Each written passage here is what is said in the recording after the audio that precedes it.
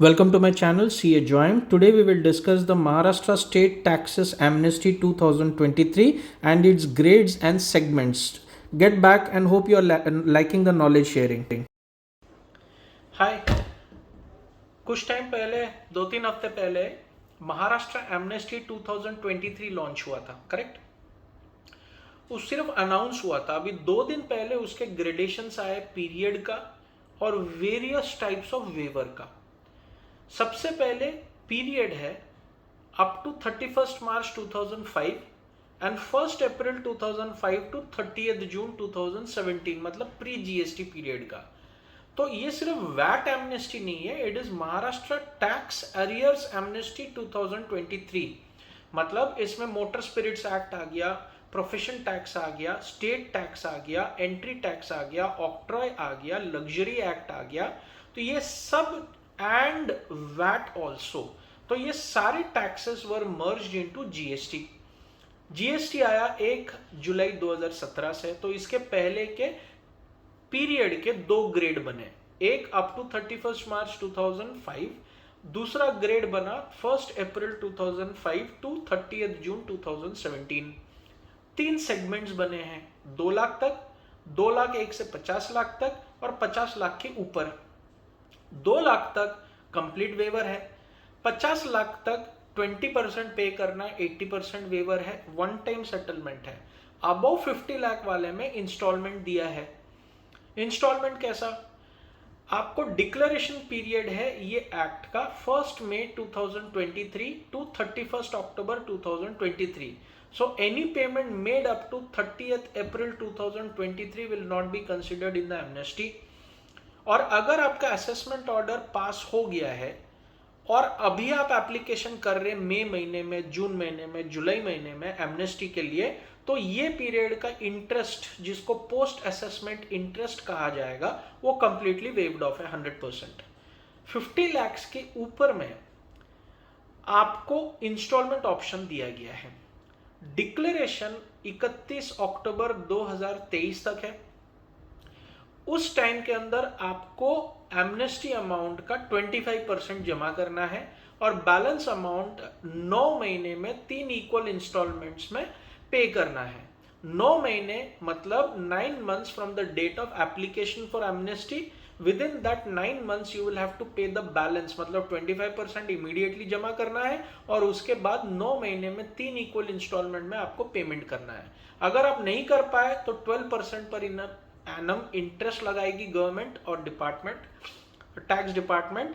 And जो balance amount है वो प्रोपोर्शनेट एडजस्ट हो जाएगा. सबसे पहले अगर आपने कोई पेमेंट किया है तो अनडिस्प्यूटेड अमाउंट, मतलब डिपार्टमेंट कोई डाउट नहीं, आपको भी कोई डाउट नहीं, इस पे कोई वेवर नहीं, वो 100% पे करना है. ठीक है.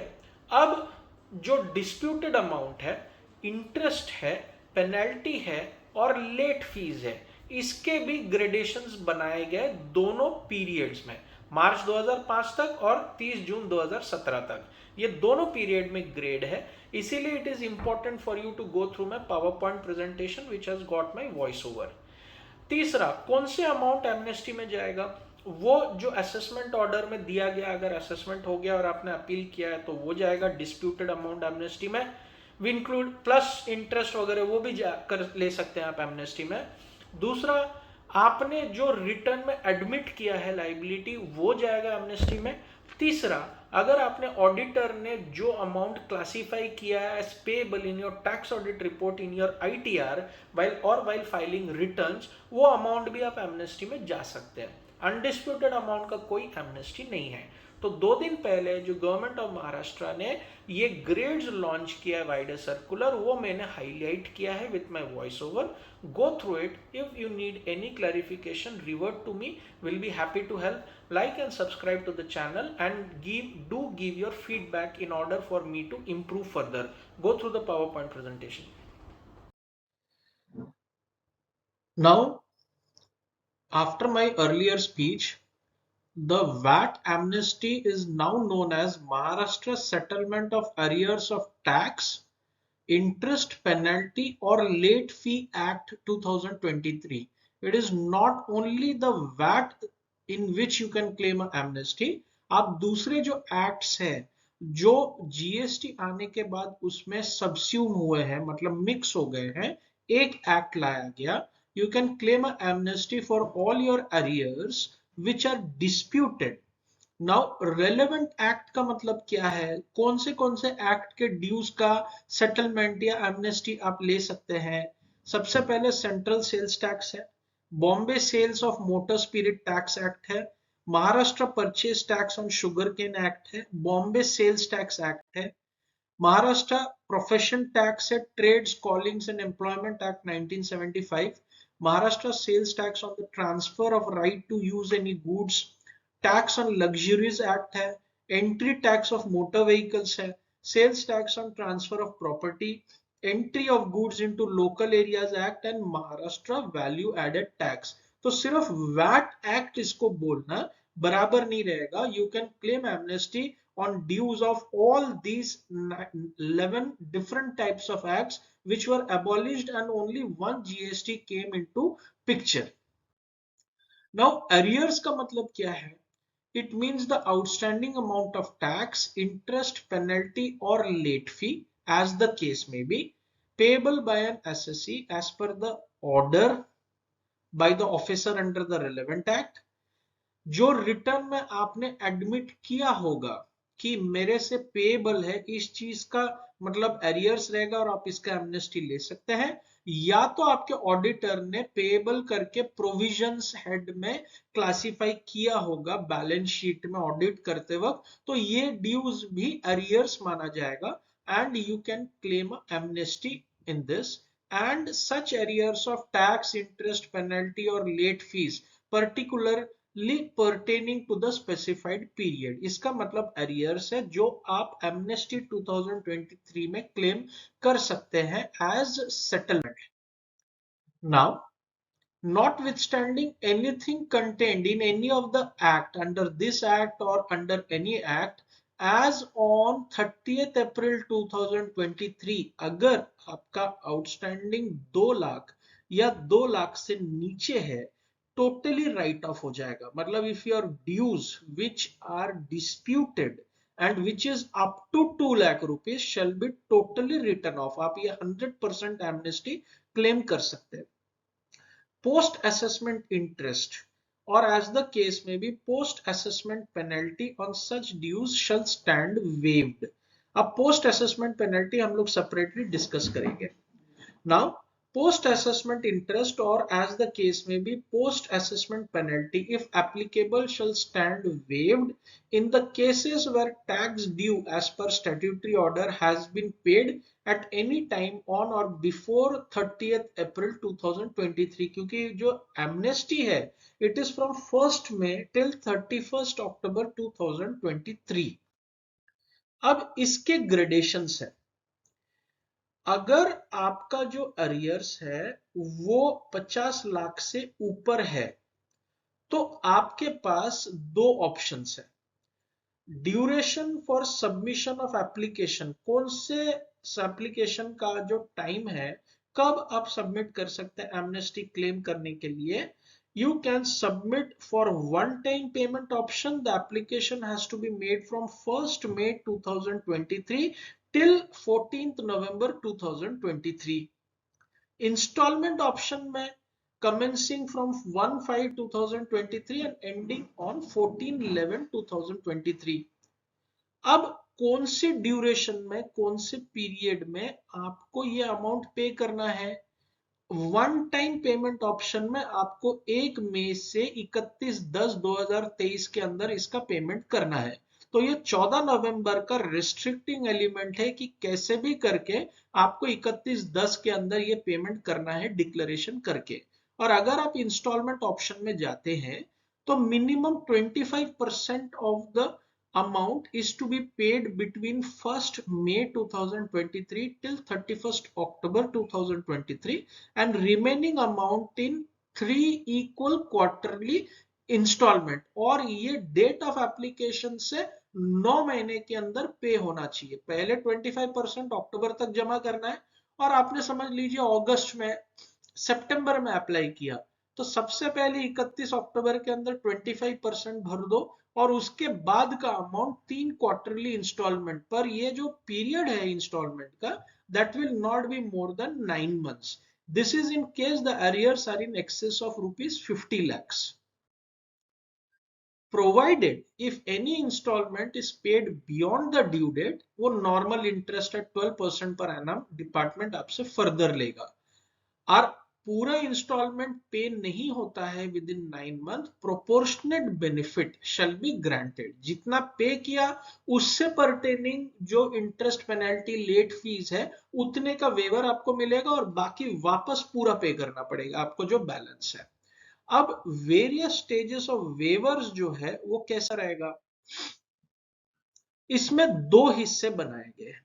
फॉर पीरियड कमेंसिंग ऑन और after 1/4/2005 and ending before 30th June 2017, 1 जुलाई 2017 को जीएसटी एक्ट आया। तो वन टाइम पेमेंट ऑप्शन में जो अनडिस्प्यूटेड टैक्स है उसमें कोई वेवर नहीं, 100%। इंस्टॉलमेंट ऑप्शन में भी 100%। जो अनडिस्प्यूटेड टैक्स है उसमें कोई वेवर नहीं, पूरा भरना पड़ेगा। अगर डिस्प्यूटेड टैक्स है तो वन टाइम पेमेंट ऑप्शन में जो डिस्प्यूट आप ले रहे हैं, अपील किए हैं, 50% पे करना पड़ेगा, 50% आपको माफ किया जाएगा। ये टैक्स अमाउंट है, मेन टैक्स अमाउंट। और इंस्टॉलमेंट ऑप्शन में 56% आपको पे करना पड़ेगा, 44% आपको वेवर मिलेगा। इंटरेस्ट जो लगाया गया उस पे अंडर द रेलेवेंट एक्ट और interest payable under any statutory order आपको पे करना पड़ेगा 15% और वेवर आपको मिलेगा 85%। इंस्टॉलमेंट ऑप्शन में भी 15% पे करना पड़ेगा, 85% वेवर मिलेगा। पेनल्टी जो आपको लगाया गया वो 95% वेवर मिलेगा और 5% आपको पे करना पड़ेगा वन टाइम पेमेंट ऑप्शन में। और इंस्टॉलमेंट ऑप्शन में भी 5% आपको पे करना पड़ेगा, 95% आपको वेवर मिलेगा। अब पोस्ट असेसमेंट इंटरेस्ट और पेनल्टी और बोथ, आपको अगर ड्यू डेट खत्म हो गया है ये एमनेस्टी का और असेसमेंट ऑर्डर पहले या असेसमेंट ऑर्डर पहले आपका हो गया है और आप फिर ये जा रहे हैं एमनेस्टी के लिए, तो उसके डेट ऑफ ऑर्डर से लेके आपके एप्लीकेशन तक पोस्ट असेसमेंट इंटरेस्ट जो है that will be one time payment option में आपको अमाउंट भी पेड नील है और अमाउंट ऑफ वेवर 100% है। इंस्टॉलमेंट ऑप्शन में भी नील पे करना पड़ेगा, वेवर 100% रहेगा। अब लेट फीस जो पेएबल है ना in respect of returns filed on और बिफोर 31/10/2023, क्योंकि रिटर्न्स आपको अपलोड करने पड़ेंगे वेवर के साथ, तो ऑटोमेटिकली साइट आप पे पेनल्टी लगाएगा लेट फीस का।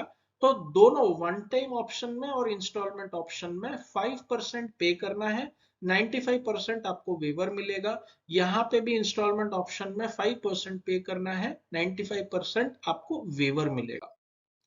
नाउ अगर आपका जो एरियर्स है 50 लाख तक है या 50 लाख से नीचे है पर 2 लाख के ऊपर है, 2 लाख तक पूरा वेवर है, मैं ऑप्ट फॉर लमसम पेमेंट।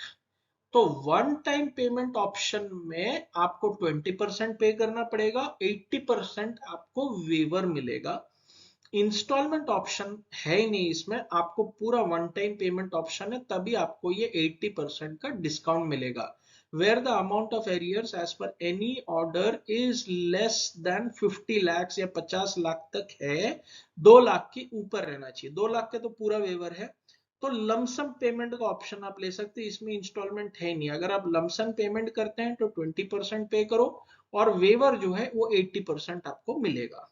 ये कौन से ड्यूज है, ये 1 अप्रैल 2005 से लेकर 30th June 2017 तक।